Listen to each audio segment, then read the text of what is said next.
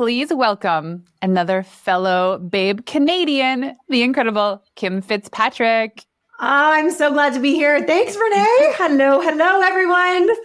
Here we go. We have like kind of parallel lives. We're the same age. We're both so intelligent. We are babes. We're Canadian. Yeah. I'm just joking. But yeah, all that's true for you especially. And we're talking about like this era of our life. And I guess you can classify us as midlife. When I think of midlife, I think of like Golden Girls, and we are so not that. I feel that. I when I think of midlife, I don't think of us as that, but we are. It kind of excites me. You know, I was having a conversation. I have two kids, and one Colby's 16, our son, and we were having a deep conversation. And I was like, at one point, I was like, I still feel like I'm 16, answering your questions. And then I like left the room and had like this existential crisis of like, I shook myself by the shoulders. I'm like, you're 44. You know your stuff. Get back in there. Like you can answer these questions. You know, it's like that was really eye-opening for this midlife, raising humans into the next level. Is like we're midlife.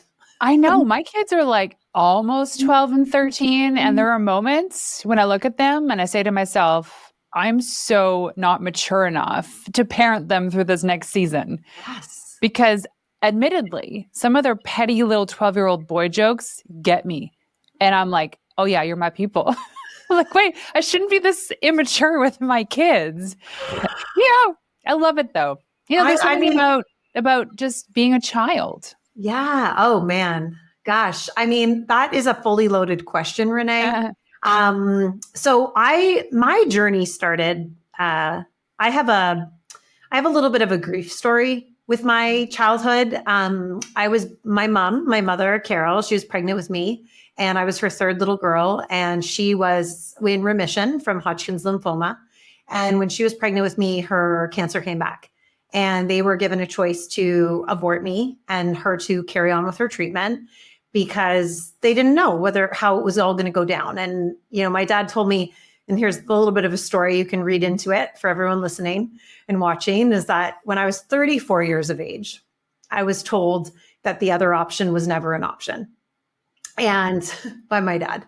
So 34 years later, it was like, and I knew it wasn't an option. My mom wanted me so badly, and her sisters had told me that before, and I knew that. But my birth also created a death, and I was a choice. And my mom passed away 11 months after I was born, and she was terminal once she gave birth to me. And you know, there's this longing you feel. Number one, I have a longing. Number two, I have a responsibility, and the responsibility I feel is legacy.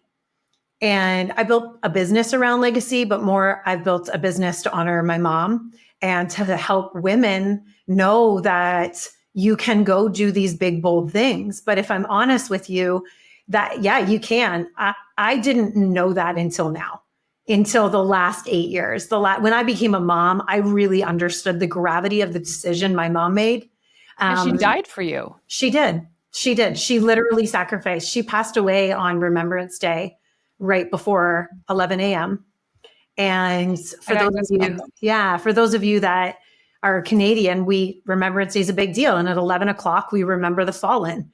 And it's always, every ceremony, I'd be like sobbing, wearing a poppy, you know, but do you ever feel her with you? Is she? Always, always. She's always with me. She's always with me. And, you know, I believe that I needed to have all that happen. My dad remarried and we went on to have more kids, and my siblings are the best things that came out of that, I would say.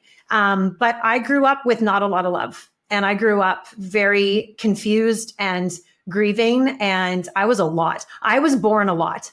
And I was born high energy and this essence of my mom. Like I am her like doppelganger in terms of energy and vibe and vibration. And that tried to be stifled a lot. And that injured me, Renee, like badly. up until when I made a choice when I had my son, when I was young, I was a baby when I had him. And, not that much of a baby, but 28, looking at this little baby. Yeah. And I was like this unhealed mom now with no mom, no earthly mom, someone who was there as a figure, but I didn't know how to parent because I was just still trying to figure out how to parent myself through the crisis. And I looked at this little boy, and that was the day my life changed. I was like, I will not raise a child that needs to recover from their childhood. And that was the day my life changed. When I started to realize, like, you are not your childhood. You are not your trauma. You are not the gaslighting. You are none of those things. You are who you are. And I had to make a decision because I was super successful. Like I'm a gerontologist by designation, went on, did lots of things in the corporate world. What's a gerontologist? Yes, the study of aging. Okay, I was going to say, like, is this what, I want to say old people. Yes. And I was like, I made the seniors live. Like that was my number one job, was to improve the quality of life for the residents and to improve the culture and to make sure that the team understood it. And it was just so cool. But I spent a lot of that still trying to prove my own worth and feel good enough and be enough. So that's a sad and long way to chase. It's a hard, you never really feel reconciled when you're chasing somebody else's version of you. Yeah. You'll never get there. Nope. You have to just love you. And that, like, it was this beautiful homecoming. I read Dr. Thema Bryant's book, Homecoming. And it was like read it about 2 years ago. It was one of the most beautiful, books, and it gave me permission to come home to myself, and I think that's where really a lot of my work has gone into healing and growth. And, I spent a lot of my time as I was growing up and trying to figure out my place and footing as I moved on from the corporate world and moved on from the senior living world into entrepreneurship, is just really finding my footing and growing and becoming this version of me and developing models and systems that helped me flourish and to step into that woman that I want to be, and that I wanted to be the example of that for my kids. I have a daughter as well. And, I just look at her and my son every day and I'm like, we've got this. And they're watching. And, that's what's most important, is what happens when no one else is watching. Like you put away, whether it is for those of you that are watching or listening, you go to work, you do all the things. But who are you when no one's watching is the real quest I went on to. That is something that an aware person can actually pick up. Like, you got me thinking of what we say and do, especially in front of our kids, is something it's caught. And an example, so my husband and I are jet lagged. We just got back from an incredible trip in the BVIs, and it's a 4-hour time zone. We're going on day 3 now, so I'm like in the clear. But the last 2 nights, I passed out at 8 p.m. 2 nights ago, I said to my husband, I was like, Dan, I can't stay up anymore. I'm so tired. And I went upstairs and I tried to read a book, and I didn't. I fell asleep at like 8 p.m., passed out cold. And at about 8:45, I could feel like little hands and like little whispers. And Noah was tucking me in. He took the book out of my hand, put it on my bedside table, and I happened to wake up, and he's like, "Oh, good night, Mama. I didn't mean to wake you up." Like, that was the moment that I felt I'm doing something right for him, not for me, for him. Mm-hmm. The fact that he was so just aware of the situation, and that by all of those moments and days of putting him to bed and showing him pure love, that now he has this tool for him to do the same for the important people in his life. Yeah. And it just felt like that was a home run.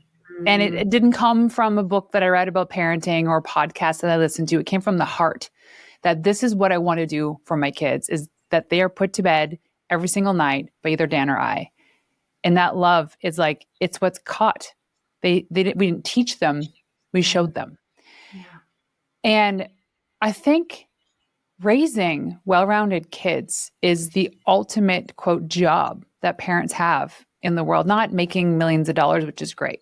I'm not going on these fancy trips or, having an impact of encouraging 1,000 people to start their businesses. Those are all great. But it really comes back to our home. Who in our home is, who are we? I don't want to say conditioning, but in a way we are. Yeah. To become adults in society that are actually giving back. More importantly, how are we each individually healing our own journey, our own traumas, even from lives we didn't live, right, to make sure that the next generation is more healed? And it's work that's like, it's really hard because there's no certification, there's no graduation. It's constant. It's every single day. Yeah. It reminded me this past week, and I mentioned a little bit before about my upbringing, but it was very much a yelling household, right? There's a lot of that, a lot of chaos. We don't have that in this household. It's interesting. My husband and I really acknowledged that actually last week. Jamie and I were like, it's so interesting. We both grew up in something that's so different than what we're creating. But I was I was just ruffled, you can't be good all the time. And I was having one of those mornings, and there's Tess, our daughter, sitting there. She's 13. She's just a whole vibe. And I was just, I don't know, I was crotchety or something. I could tell I was just like fussy or something was wrong. And she very silently looked up over her smoothie and she's like, Mom. And I looked at her and was like in the fridge. And I looked over and she said, no one's arguing with you right now. You got parented by your daughter. And I was like, my 13-year-old just saw your 13-year-old self. And it's to that point though, Renee, about that's taught, that's caught. Yeah. And the calmness she responded in was loving. She knows our past and her mom, and that a lot of the things when I'm not living my best, when I'm not my best, I acknowledge it, saying, you know what, and that's part of parenting. It isn't, I certainly was never modeled a parent apologizing, but it's something as an owner of your own self, and you're raising these amazing little humans, for them to know that, hey, you don't have to be perfect to make a real impact on this human. And I felt that in that moment with her, like permission to have a little temper tantrum, yeah. But I'm going to see you having the temper tantrum, and I'm going to just say, hey, no one's arguing with you right now. And that was yourself. You're arguing with yourself. You are. And it's like, that was really powerful. And I just wanted to remind everyone, even thinking about that, it's like, and listening to this there's power in the pause of like, are you creating this, or is this just past patterning and conditioning? And it's really moving out of that. Yeah, I'm working on this deeply. We were gone for 11 days. In the time we were gone, our house manager, Betty, who's been with us for 3-ish years now, maybe 4, a while, had the boys. And she's done this before where she's had them for a week, and there's always been an issue, them bickering, somebody fighting, big blowouts. She said this whole time, the first in her history, there was not an issue. On the weekend, my brother-in-law and wife and 2 girls that are the same age as my two boys are in town. They picked up the boys and they went up to our place on the mountain to go skiing. So they were there for 2 nights. Dan and I got back from our trip, drove up to the chalet and hung out with them. And the moment that I walked in, is when they both started bickering about something. It was about the ketchup. I remember this. And I looked at my sister-in-law, Jess, and I go, were they like this at all this weekend? She goes, no. Their entire energetic demeanors changed as soon as I was in the room. And then it happened at home. And I thought to myself, that was me. I did that. Not in this moment, not today, but if I look back on the way that I used to show up as a parent when I was running my business, trying to make that $1 million, increase our profit margins, working 50-hour weeks, and raising these 2 boys, that was the energy that they were just used to. Yeah, I would yell at them. Yeah. Yes, I had such a short fuse all the time. And even though I'm not that person anymore, some days, but most of the time, I'm way more calm. Yeah. They're still reacting to the way that my energy used to be. Right. And so now we have to unbecome this human. unbecome the person that actually created that negative energy. And that's a process. Now they're getting better. However, it's just bringing it to their attention because it was just so fascinating. I walked in the door and they just started melting. And I was like, I hadn't seen them in like a week and a half. I'm like, come on, boys. But it's really on this theme that I'm circling over and over again about unbecoming to become. And this is some of the work that you do and a lot of the stuff that you and I are both seeing in our communities. Yeah, big time. I mean, I think you just nailed it right there. It's the process of becoming. It's the process of the longing. It's the process of, and I'm sure that you've said this to yourself. It's like, especially in those seasons of 50 to 60 to 70 to 80 hour weeks as an entrepreneur is that's like, I used to wear that as a badge of honor. Yeah, me too. And I don't do that anymore. And I apologize for anyone that I said I would outwork. Same.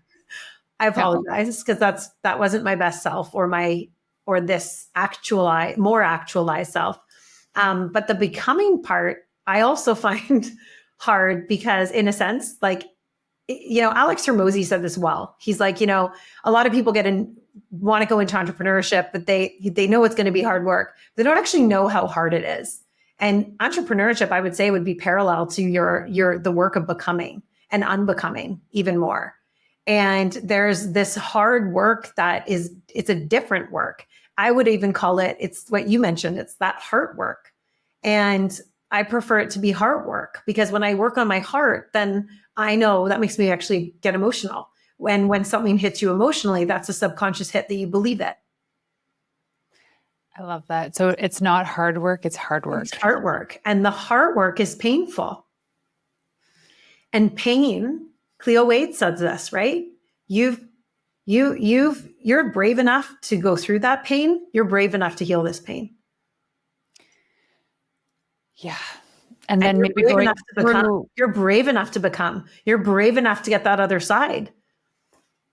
You just have to have the belief in it and not control it. Like, that's the hardest part. It's like people want to speed this up. And I also think too, Renee, is also, you don't have to always be healing.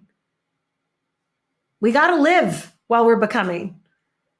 That's a good point. Bring it on. Like, I spent a lot of years in healing and that was just as tiring as like trying to find being fun again. You know what? I said this the other day. It's got me thinking about this. I am just a naturally goofy person. I love that. Right? Awkward dancer. I just goofy. I'm 6 foot tall, so I think it just comes with my demeanor. Yeah. But it was something that I hid from everybody because growing up, this goofiness made me not the best at sports. That's okay. I was the best cheerleader. But it was also like a goofy woman does not have the same level of respect in the boardroom. So I needed to be something entirely opposite of who I am by my nature to find that respect, to get the promotion, to land the clients. Yep. And it was so exhausting. So exhausting. I'm like, who wrote the rules of business where I can't be who I am because I have to fit this very rigid structure of what a professional woman is like? Yeah. Meeting Dan, there were inklings of this goofiness, and every single time I dipped into it, it just opened him up. He's like, wow. And he told me a couple years ago, it's his favorite part of me. Oh, I love that. His favorite part of me. Yeah. Fast forward to last month in Tulum, Mexico, I hosted a retreat. There was 11 of us. It was the most beautiful time, female entrepreneurs. And these were women that were my former business coaches or guides or mentors or customers. And I plucked like these specific women, put them in this beautiful villa for a week. And there were moments of imposter syndrome because I thought to myself, who am I to be this person giving advice to somebody who has had a $100,000 week or $1 million month, in which I've not ever achieved. And a couple of the women came to me privately because they would catch me dancing in the kitchen, making my coffee, or just saying stupid 12-year-old boy jokes and like just being a child. Yeah. And they said, Renee, you give me permission to play. You give me permission to have fun. Mm. And it was kind of like this, that's who I am moment. That is the becoming of Renee 10.0. And it's like, I almost needed this outside validation. Yeah. And so now I go on sales calls because I'm still supporting a company that acquired my agency. And we had a sales call yesterday. I was cool as a cucumber, showing up, still dropped my stupid jokes. I was me, this energy. Yeah. And we're still trying to sign like a multi-$1,000 deal. Why does that have to change? Mm. And so the unbecoming is also that hard part because I have to get rid of that old version of me to become this version of me that is really who I am. Yeah. Which got me thinking of a question that I had for you, because we talk about our age and being midlife and becoming this next version. If you were to be you 5-10 years ago with your kids, like if you today back then, would you have the same feeling of like anti-hustle? I'm wondering if it's like a 2025 thing that now it's socially acceptable to not work 60-hour weeks, or is it an age thing?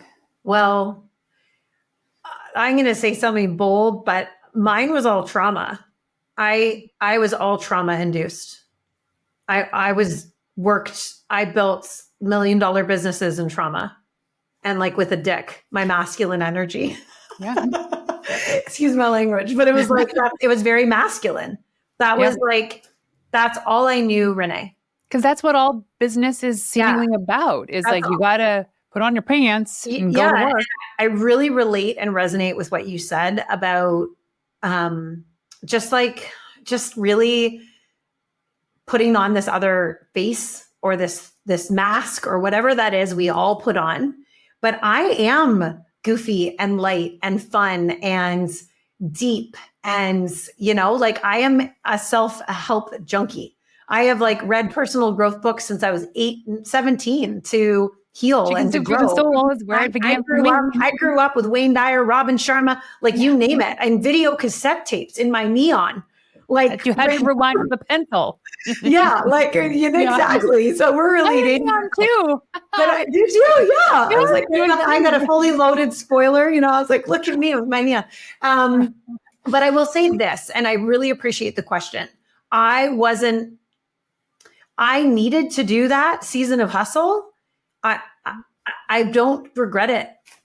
I still believe that sometimes people, they hit this pinnacle of success and they want to start something new and they think that they can just start from the same place where they were the master. We aren't. We have to start from the bottom and we can't be afraid to be seen in the process of hustle. But I do believe there's a duality to have hustle and grace. I do. And it makes me like emotional when you said, if you could go back to your kids, you know what I would do? I would play on the floor with them because I can do that today, but I couldn't do that then. Yeah. No regrets. No regrets. I didn't know it. Yeah. I didn't know that was what you're supposed to do. Yeah. Until I got to see my little sister having these two beautiful babies who I'm obsessed with. And I'm seeing, and they're 2 and 4, 5 months, 6 months. And and my kids are seeing the love that I have for them. And they know that they got that love. And I'm proud of that because that was the love they got. So it's not holding yourself back for the things you wanted to do. But Renee, I couldn't have changed it because we wouldn't be where we are today if I didn't have that tenacity of understanding that I don't want to be casual and I can strive satisfied, but I'm going to strive. And I think that would be the difference. I would be satisfied striving versus not enough striving. And that's the difference. I'm now today satisfied in where I'm at and I'm proud and I'm happy. And if it all went away tomorrow, I am so fulfilled and I would coach for free. Right? But it won't go away tomorrow because it's not going to happen. But my point is that whereas back then there's a different energy when it's needy or desperate or fearful or trauma influenced. And we just have to learn that as women in business. Where's this emotion coming from right now? Am I acting from where I want to be and my values and my integrity? Is that immersed in this? Or am I acting from a past trigger or a past pattern because I'm feeling a little insecure? Ooh, so I'm reading the book, The Mountain Is You by Brianna Weiss. I love her. Yeah. So everybody get this book, read it, report back. Read it 15 times. Yeah. I read it so many times until I was the mountain. Yeah, no, we are the mountain. I'm not done it yet. I am almost done. My goal is to finish it. I was going to say tonight, but this weekend. And she talks about this. But the way that she describes all of it is in such like non-woo-woo terms. You're kind of like, oh, yeah, okay. But that healing, there is no end. And the mountain is you, meaning that you create your own mountains. Yeah. And it's fun. It can be a fun mountain or a giving mountain. It can be all the things because you are all those things. So going back to this needy energy thing that you mentioned, Cam, I wrote down needy energy blocks the right fit. Yeah. Needy energy blocks blank. You could put it, fill in the blank. Needy energy blocks fun. Needy energy blocks healing. Yeah. Needy energy blocks your manifestations. You know, I'm really learning. I do not know enough about manifestation. I'm like really learning and settling in on that.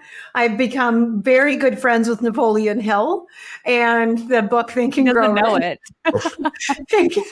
And I'm just really trying to relax over here. But how am I doing? No, I'm not. But it's like, it's fun to really be able to learn about manifestation is about action and doing, but it's about feeling.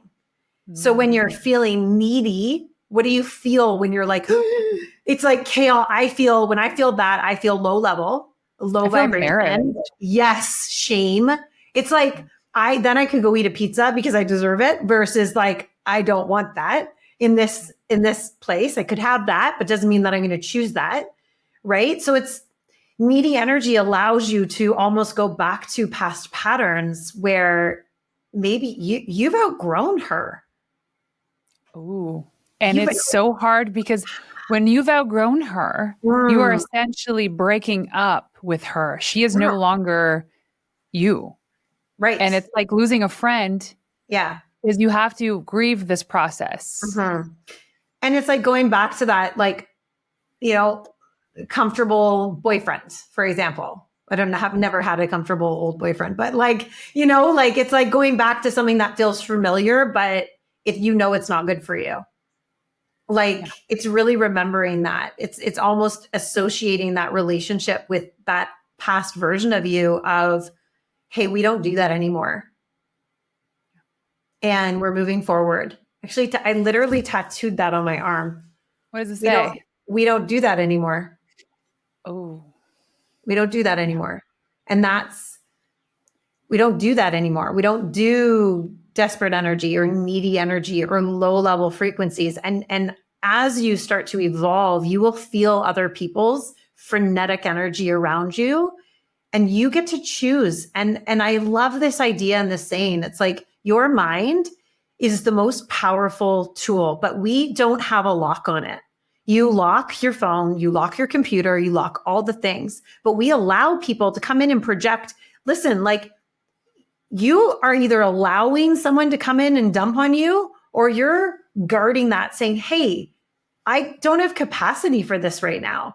My siblings, one of the things I'm so proud of us and how we've really journeyed through the last, it's been really, really difficult with parents. And there's been estrangement and things like that with certain family members. And what I'm most proud of with our siblings is we've stayed really locked. And I know that's not everyone's situation, but it was certainly ours. And the one thing that helped, and I share this as an offer if you ever needed this, if you're in a situation like that, but we always ask permission in the chat before we put anything in. Do I have your permission to share something? If it's going to maybe potentially that be, you know, so it's like, I actually do that with some of my really dear friends. I'm like, do you have 8 minutes? Yeah, same. Do you have some people will overstep that initially, and I'll just pull back and be like, I'm sorry, I'm just not, I don't have the energy for this right now, or I don't have the capacity to hold space for you in this moment. But I do, just not in this moment. Exactly. So it's like, that's even part of that needy is like also comes with expectation of other people that their responsibility to fix you. It's your responsibility to govern your emotions and have an agency over yourself. Yeah. And that's part of becoming. The needy energy got me thinking of the triggers. So you might drop into this moment of feeling desperate for something. Maybe it's desperate for a sale, desperate to solve an issue with a child. All it's showing you is a trigger, and a trigger is a mirror. Yeah. Because when you heal that part of you or heal something, that trigger goes away because it's no longer a thing that you need to actually heal. Yeah. And, some people get so insulted when they say, well, it's just holding up a mirror to you. But it's true. Yes. Because when they say my opinion of you is none of your business, it's because you could be the most perfect human being in the world. And something about you, I might find triggering because it's in me. Yeah. And when you look at like your list of family members and best friends, it's like, who in there triggers you? Why do they trigger you? Yeah. And maybe there's something that you need to do, or the other option is you just cut them out. And that's also okay. Yeah. Yeah. One of the things that I found, and actually we're quite amicable now, the situation with our family, because I think I've really healed through it. And the more that you actually, as a human, like when you cut that off, to your point about cutting it out, sometimes you don't have to also cut a person out. You just cut the energy. And that is a power. And it takes time, but it's in a lot of Reiki sessions, but it was like, but like you can also you can detach that energy of like, that actually is not mine to hold. And for those of you that are listening to this, for those of you that are watching this is an important move that I just did. And Wayne Dyer, I wish I met him. I never did, but I listened to him for years. Anyway, he has the volleyball analogy. And he said, I'm going to volley that back to you because that's not mine to hold.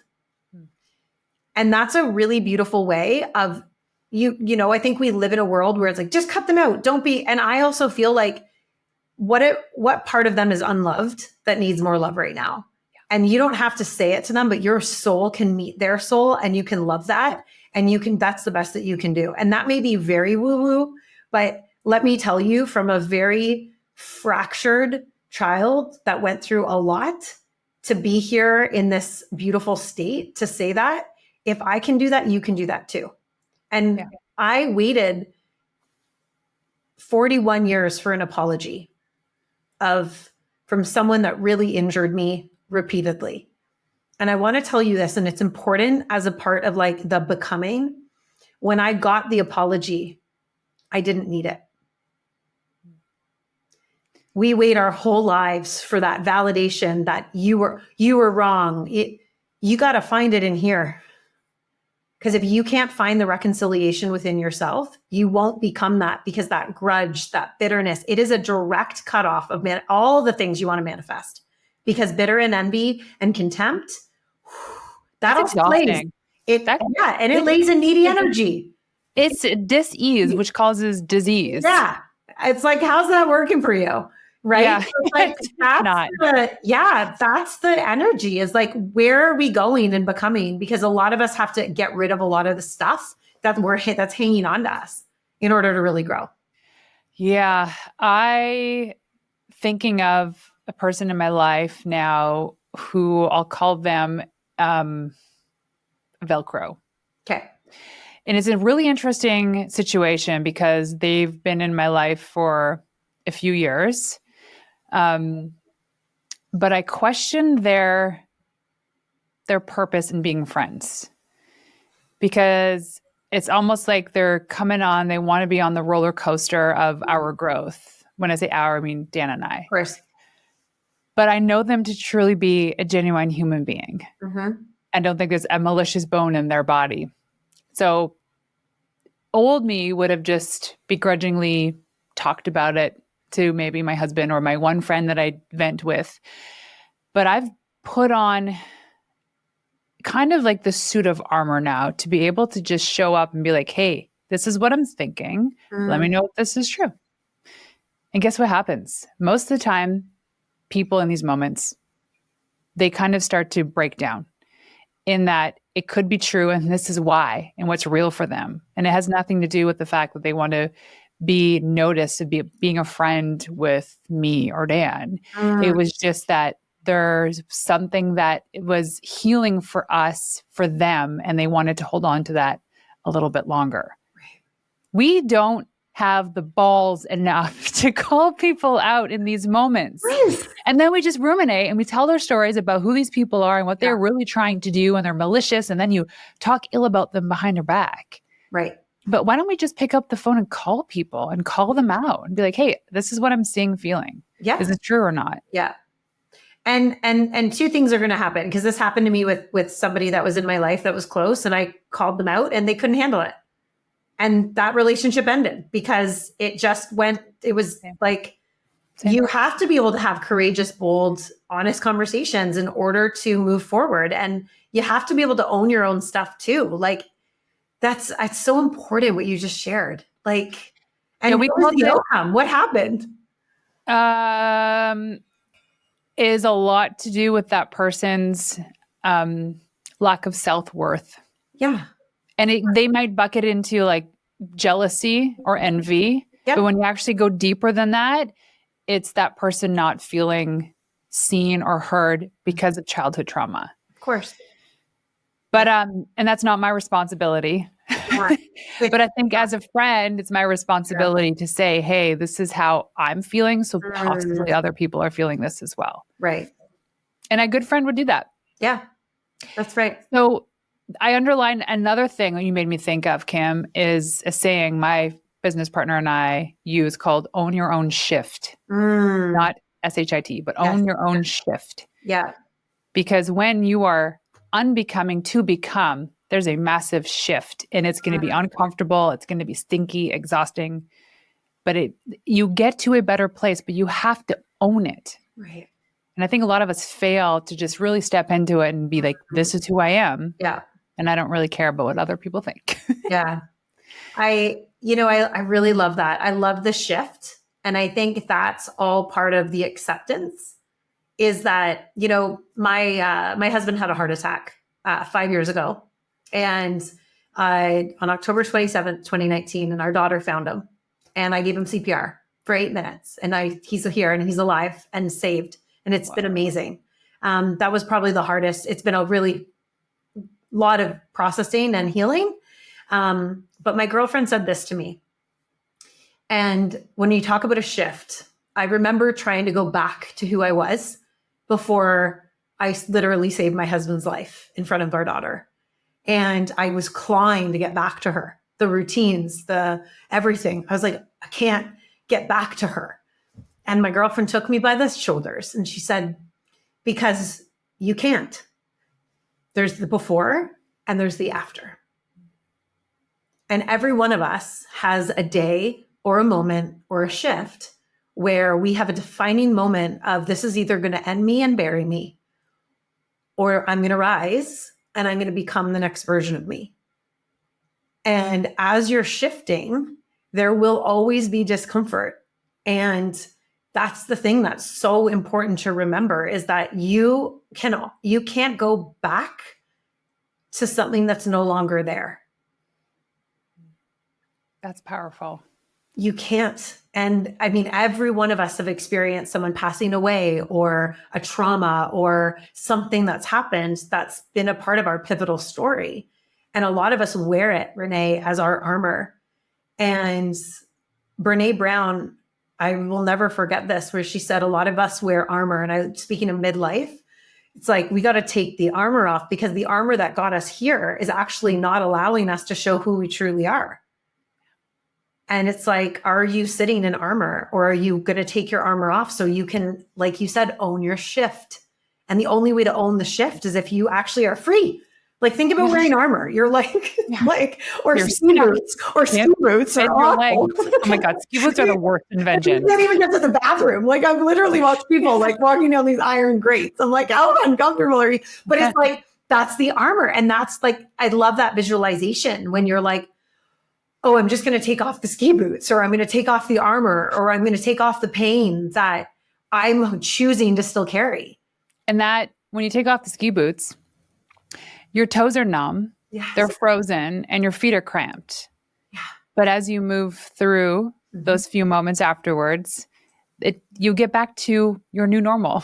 Yeah. Maybe calluses. It's like wearing heels and the balls of your feet. Yeah, I need some sneaks. I think I need to invest in some of Sarah's sneaks. Yeah. I cannot wear heels because I don't have balance, and I own it. So own your shift. Mm-hmm. So powerful. And, it's funny when I started this podcast, it was really all about like business tactics. When you break it down, all that stuff's available online, or you can hire somebody to do it. It's all in here. Your next million's right here. It's in your heart. Yeah. You're the unlock. You're the unlock. You just can't achieve that with your 5-year ago mindset. No. And I honestly think that these strategies that people build out for business, it's like, what's your 5-year plan? I really hope that most people say, I don't know. I know. Because how many 5-year plans have actually come to fruition exactly as planned? Renee, how many Q2 plans have come? Yeah, seriously. Like, we are next plan. Like, I don't know. We're not even through Q1 and we're like, done, plan's gone, let's go. Yeah. New page. New plan. Start over again. Welcome to entrepreneurship. And that also, thank you, Napoleon Hill, is manifestation. If you have to be okay with the unknown. You have to be okay with hoping your toes come back after you take off the ski boots. Yeah, hope they don't fall off. That's the thing is like, we get so comfortable with the comfortable. Yes. And like humans are just designed to gravitate to what's known. Yeah. And what's known is comfortable. So then the moment that you're feeling a little bit on the edge, it's like 2 steps back. Right. The most successful people in anything they do in life, as professional athletes, as CEOs, as moms, are the ones that are always just on the edge of that discomfort because they know that's where the growth happens. Mm-hmm. They know that's where the opportunity lies. And when the calling is so true, when you know that it's like God nudging you in that direction, you don't have to know the why or the what or the how. It's just the calling. It's going to be hard. Yeah. But when the meaning is so true to you, the hard work is worth it. And this could be in anything, in your healing process, in business, in parenting, in marriage. Most of us just don't think of it as like, if you're always sitting on the edge of discomfort, then your life isn't fun. That's not true. I agree. My life is so fun because think about those moments in life that you're most proud of yourself. When did that happen? When it's been the hardest thing ever. Absolutely. Every single thing. Every time. Every single thing that you're proud of accomplishing has been the hardest thing you've ever done. Yeah. So stop being soft. Yes. I agree. It's like, and I think we're raising a soft society. Mm-hmm. I do. And I just published our last podcast episode that went out on March 4th. We talked about raising dragons, not sheep. And a couple comments, but that's all right. It's basically like, dude, if your 12-year-old son can't tie his own soccer laces, then you've done something wrong. Right. That's a parent. Yeah. Yeah. Okay. I love this. Me all the time in that. He's like, and I know it. Is this will freeze? It's fine. Don't make exactly. It's fine. So is this some of the conversations that you have with people that you coach? Yeah.